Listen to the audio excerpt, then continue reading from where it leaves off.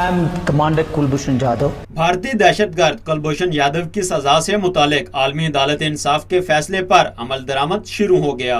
हुकूमत ने fair trial का तकाजा पूरा करने के लिए इस्लामाबाद हाई कोर्ट में दरखास्त दायर कर दी। हुकूमत ने हाल ही में जारी किए गए सदारती ऑर्डिनेंस के तहत दरखास्त दायर की। वजारत कानून और इंसाफ ने इस्लामाबाद हाई कोर्ट से रजू किया। दरखास्त में इस्तदा की गई कि कौमी मफाद में अदालत भारतीय दहशतगर्द कुलभूषण की जानिब से कानूनी नुमाइंदा मुकर्रर करे।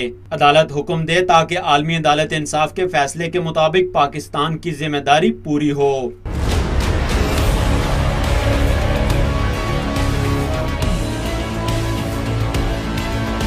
इससे कबल विहाना कन्वेंशन के तहत वजारत खारजा ने भारतीय जासूस कुलभूषण यादव को 16 जुलाई को दूसरी जबकि 17 जुलाई को तीसरी कौंसलर रसाई दी थी।